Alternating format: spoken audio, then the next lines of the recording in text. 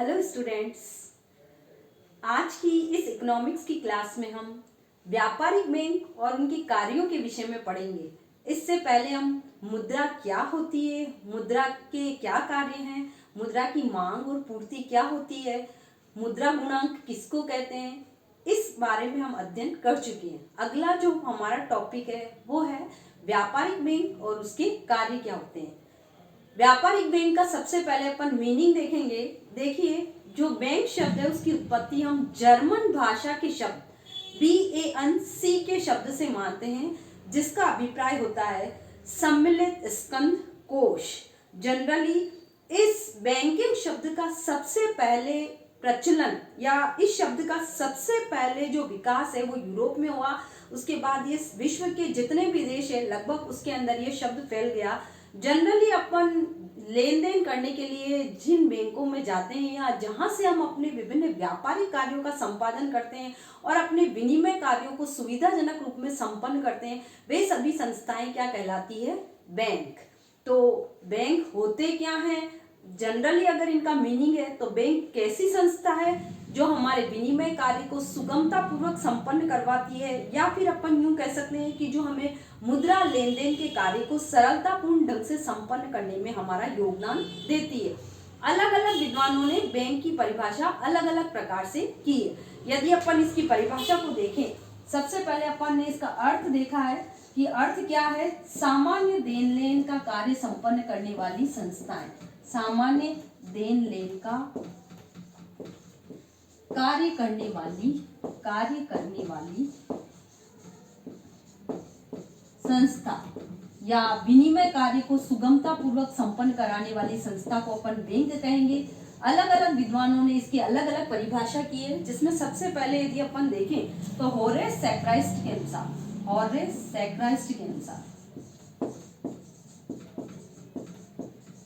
इन्होंने बैंक की जो परिभाषा दी है तो इन्होंने कहा है कि बैंक साख का एक निर्माता और विनिमय कार्य को सुविधाजनक बनाने वाला एक यंत्र है। साख का निर्माता, देखिए बैंक के दो मुख्य कार्य होते हैं। एक होता है जमाओं को स्वीकार करना और दूसरा होता है उधार देना। कुछ व्यक्ति ऐसे होते हैं जो बैंक में जाकर पैसा जमा कराते हैं और कुछ व्यक्ति ऐसे होते हैं जहां से वे उधार लेकर अपने विभिन्न जो उद्योग धंधे लगाने का कार्य है या व्यापार व्यवसाय को संपन्न करने का कार्य संपादित करते हैं। तो होरेस सैक्राइस्ट ने इसकी परिभाषा कैसे की है? बैंक साख का एक निर्माता मतलब यहाँ पर साख सृजन कार्य किए जाते हैं। हम जितनी जमाएं बैंक के अंदर डालते हैं उनसे बैंक कई गुना अधिक मुद्रा सृजित कर देता है। उस प्रक्रिया को हम कहते हैं साख सृजन की प्रक्रिया। तो बैंक एक ऐसी संस्था है जो साख का निर्माता है और हमारे विनिमय कार्य को, हमने मुद्रा का आविष्कार ही विनिमय कार्य के लिए किया है और बैंकों में हम चेक, ड्राफ्ट्स, शेयर्स, बॉन्ड्स या अन्य प्रकार की प्रतिभूतियों के सहारे अपने लेन देन कार्य को सुविधाजनक बना सकते हैं। तो होरेस सैक्राइस्ट की जो परिभाषा है वो आपको क्लियर हो गई होगी कि बैंक कौन सी संस्था है या व्यापारिक बैंक किसको कहते हैं। जनरली जब भी हम बैंक शब्द का प्रयोग करते हैं हमारा तात्पर्य व्यापारिक बैंक से ही होता है। यह एक ऐसी संस्था है जो साख का निर्माण करता है और दूसरा हमारे विनिमय कार्य को सुगमतापूर्ण तरीके से संपन्न कर देता है। उसके बाद यदि हम एक और परिभाषा देखें तो भारतीय बैंकिंग कंपनी अधिनियम के अनुसार बैंकिंग कंपनी अधिनियम के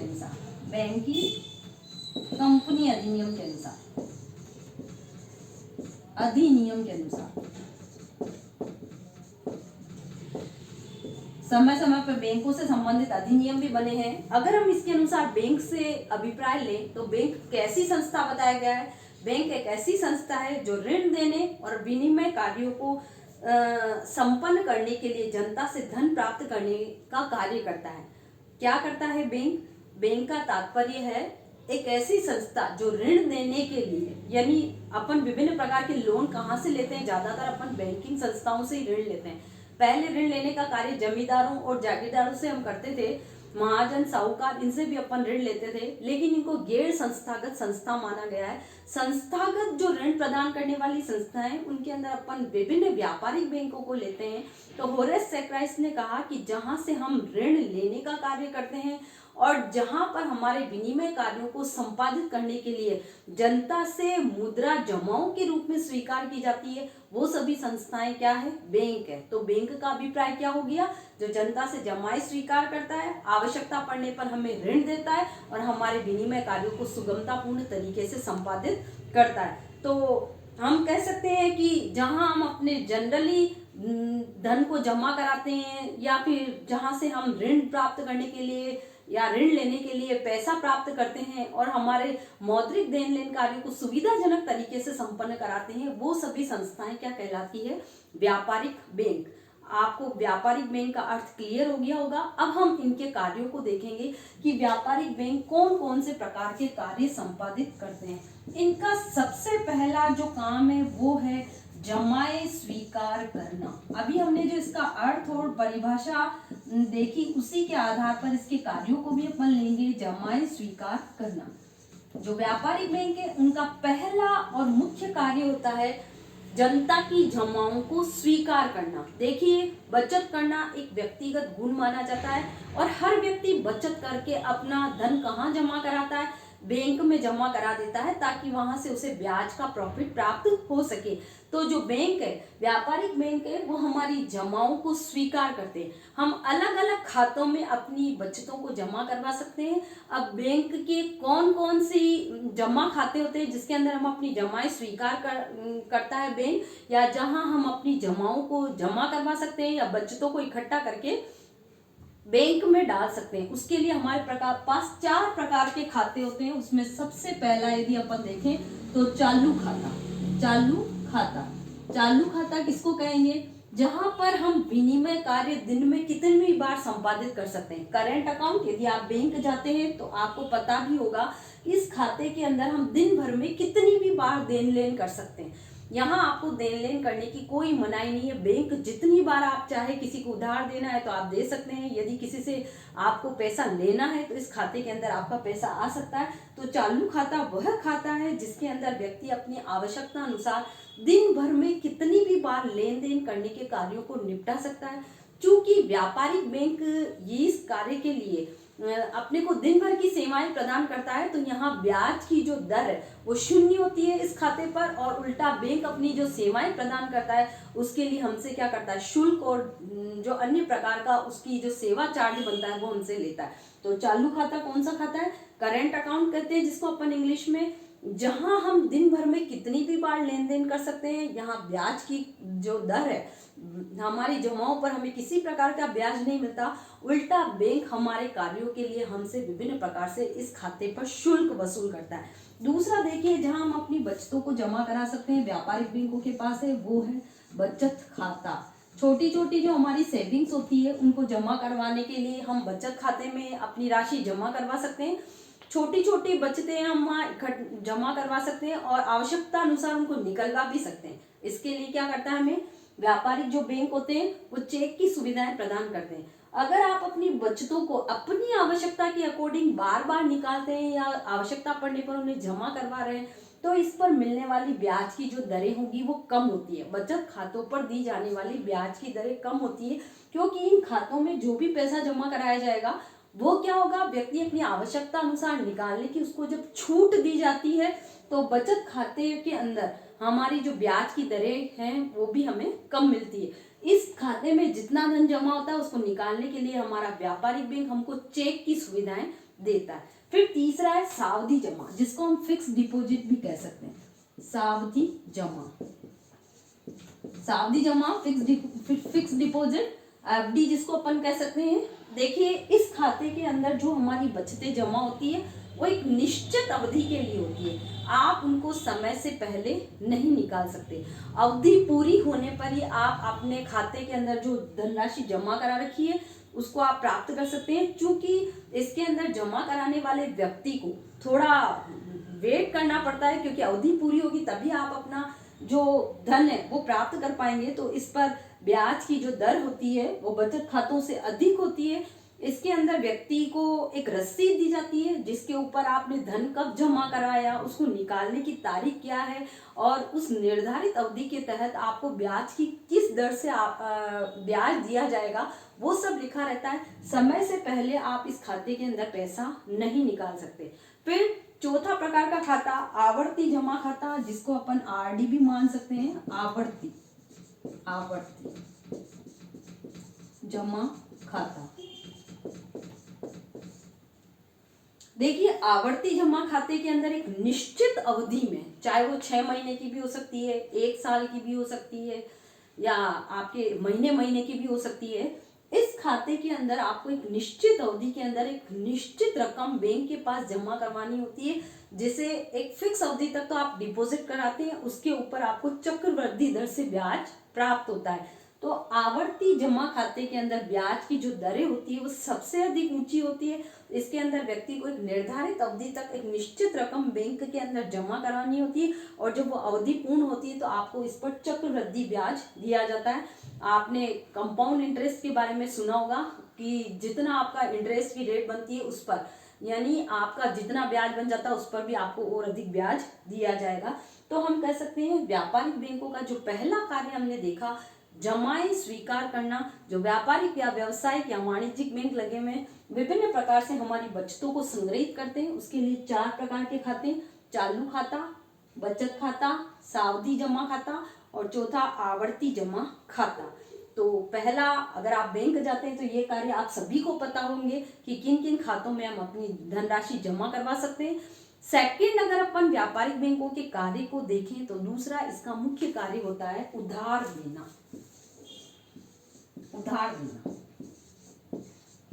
जहां एक और व्यापारिक बैंक हमारी बचतें स्वीकार करता है, वहीं जरूरत वाले व्यक्तियों को जो व्यापार व्यवसाय में लगे हुए हैं या अन्य प्रकार के उद्योग धंधे कार्य कर रहे हैं, उन्हें आवश्यकता पड़ने पर बैंक लोन भी देता है। उधार देने का कार्य भी संपादित करता है, जिसके अंदर उधार देने का कार्य भी अलग अलग प्रकार से किया जाएगा। जिसके लिए क्या क्या तरीके हैं उसके अंदर सबसे पहले हम देखें तो नगद साख के माध्यम से उधार देता है बैंक। नगद साख कैसे? इसके अंदर उधार दी जाने वाली जो राशि है वो ऋणी के खाते में जमा करा दी जाएगी। उधार दी जाने वाली जो भी रकम है उधार लेने वाले व्यक्ति के खाते में जमा करा दी जाएगी और बैंक उसको आवश्यकता अनुसार उस रकम को निकालने के लिए चेक की सुविधाएं व्यक्ति को प्रदान कर देता है। तो नगद साख में कैश पेमेंट व्यक्ति को दिया जाता है, लेकिन उसके खाते में जमा करवाकर चेक के माध्यम से निकालने की सुविधाएं दी जाएगी। उसके बाद सेकंड है अधिविकर्ष। अधिविकर्ष की सहायता से भी बैंक उधार देता है।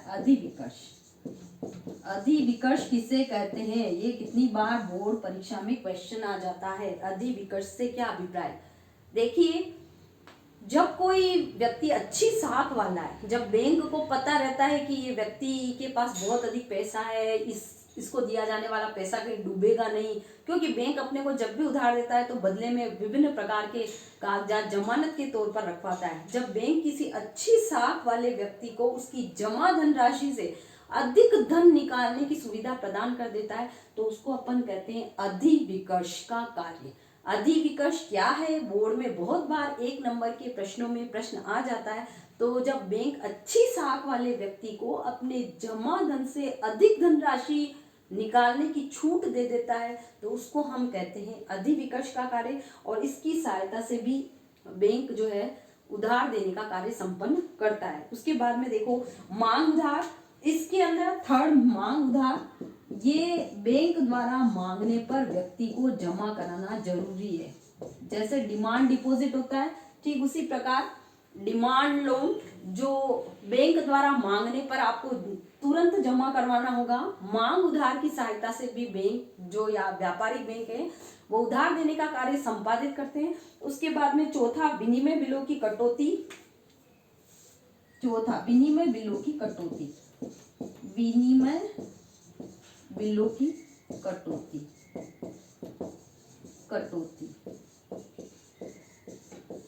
विनिमय बिलों की कटौती अपन विभिन्न प्रकार के बिलों का देन लेन बैंक की सहायता से करते हैं।